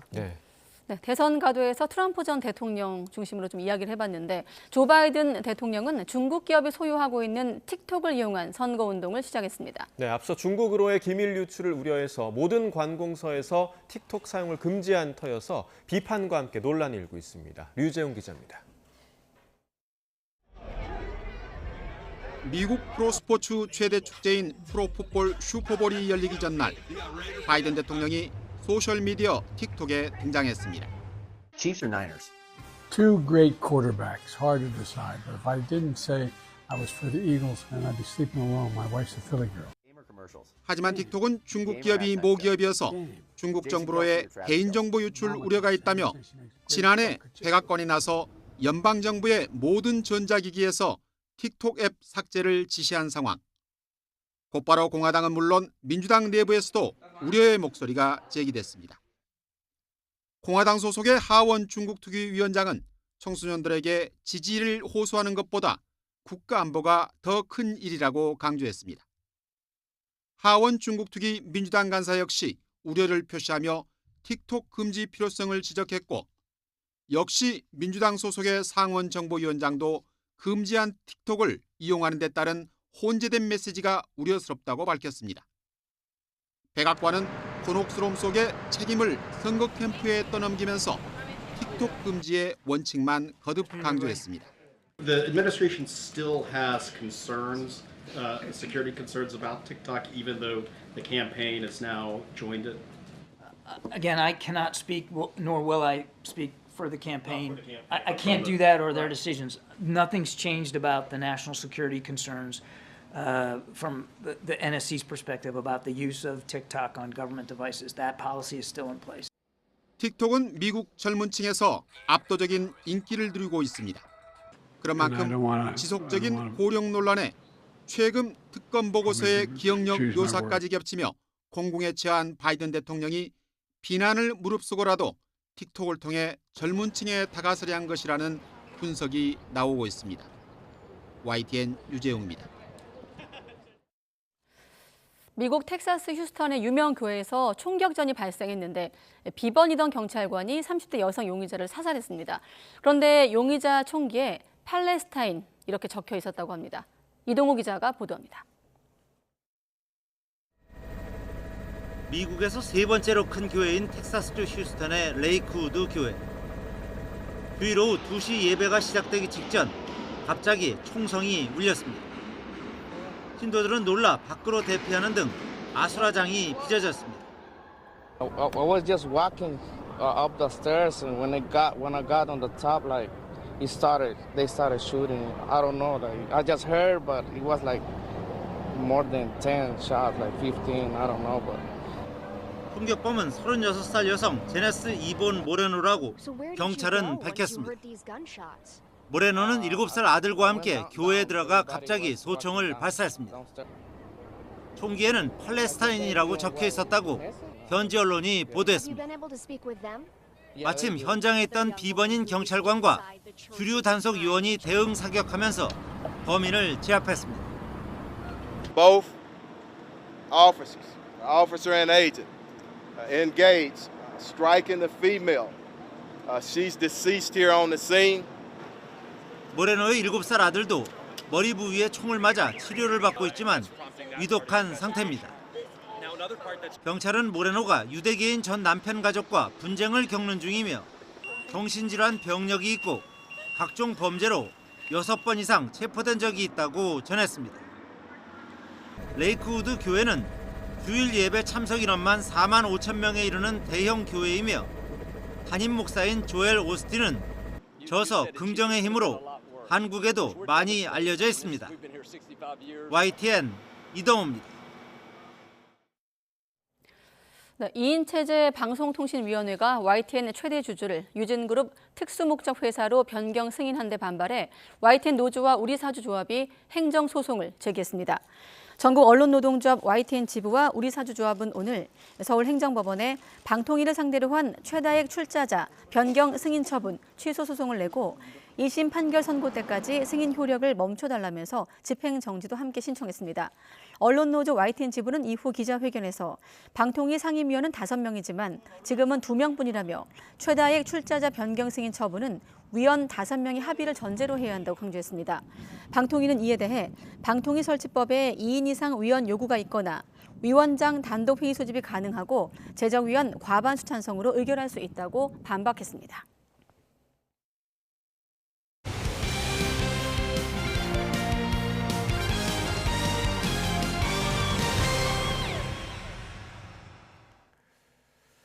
아시안컵에서 사실상 불합격으로 드러난 지도력에 또 대회 이후의 무책임한 대응까지 축구대표팀 클린스만 감독의 경질 여부를 놓고 대한축구협회가 첫 논의를 시작했는데요. 정몽규 대한축구협회장은 참석하지 않았습니다. 이경재 기자입니다. 설 연휴가 끝나자마자 대한축구협회가 분주합니다. 아시안컵 후속 조치를 논의하기 위한 첫 임원회의. 정몽규 회장은 통보대로 참석하지 않았고 문체부 차관 출신인 김정배 상근 부회장 주재로 밀러 전력강화위원장과 장회룡, 정혜성, 이임생, 황봉환 등 선수 출신 임원진 10명이 모였습니다. 다양한 의견 수렴의 과정으로 보시면 될 것 같고요. 오늘 경기인 출신 임원분들이시고 경험도 많은 분들이어서 또 자유롭게 이번 비공개 회의였지만 현안인 클린스만 감독의 경질 여부가 회의의 주요 안건이었던 것으로 전해졌습니다. 대한축구협회는 오는 목요일 국가대표 전력 강화위원회를 열고 감독 문제를 더 심도 있게 논의할 계획입니다. 미국에 머무고 있는 클린스만 감독은 화상으로 참석할 예정입니다. 결국 최종 결정은 정몽규 회장의 판단에 달려있는데 코치진을 포함해 70억 원이 훌쩍 넘는 것으로 알려진 위약금 규모, 그리고 내년 1월 협회장 4선 도전에 대한 유불리가 정 회장의 판단 근거가 될 것으로 보입니다. 축구협회의 대응 시계와 별개로 클린스만 감독은 물론 정몽규 회장에 대한 사퇴 여론은 더욱 높아지고 있습니다. 본인의 개인적인 무능을 덮으려면 감독 선임이나 제대로 하든지, 클린스만 감독은 미국 국가대표팀을 완전히 말아먹은 분입니다. 축구회관 앞에서는 감독과 회장의 동반 퇴진을 요구하는 집회가 시작됐고, 한 시민단체는 정몽규 회장이 감독을 일방적으로 임명했다며 강요와 업무방해, 업무상 배임 등의 혐의로 서울경찰청에 고발했습니다. YTN 이경재입니다. 프로야구 기아 타이거즈가 40대 초반인 이범호 1군 타격 코치를 신임 감독에 선임했습니다. 배임 수재 혐의를 받는 김종국 감독을 전격 해임한 지 보름 만입니다. 김상익 기자입니다. 하나와 기아의 간판 타자로 그라운드를 누볐던 이범호 코치가 기아 쥐봉을 잡았습니다. 계약 조건은 2년간 계약금 3억 원, 연봉 3억 원 등 총 9억 원. 후원업체로부터 수천만 원의 뒷돈을 받은 혐의로 검찰 조사를 받은 김종국 전 감독을 해임한 기아가 흔들리는 선수단을 다잡기 위해 빠르게 후임 감독을 결정한 것으로 보입니다.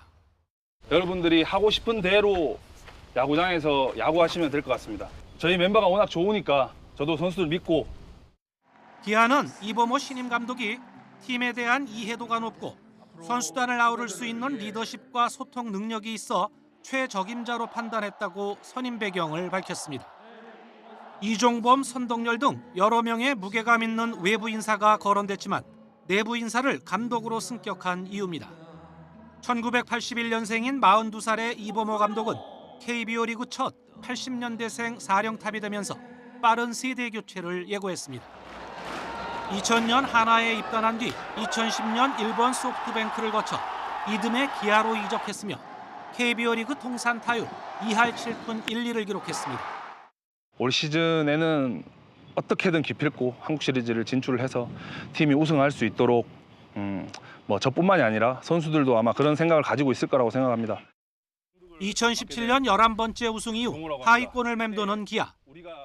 통산 최다 만루 홈런 기록 17개를 보유할 정도로 찬스에 강했던 40대 초반 새내기 감독이 이번엔 위기에 처한 팀을 구해야 하는 중책을 떠맡게 됐습니다. YTN 김사익입니다. 오늘은 초봄처럼 포근함이 감도는 하루였습니다. 내일은 오늘보다 기온이 더 오르겠는데요. 내일 서울 아침 기온은 8도로 오늘보다 6도가량 높겠고요. 낮 기온은 15도까지 올라 예년 기온을 무려 10도가량 웃돌겠습니다.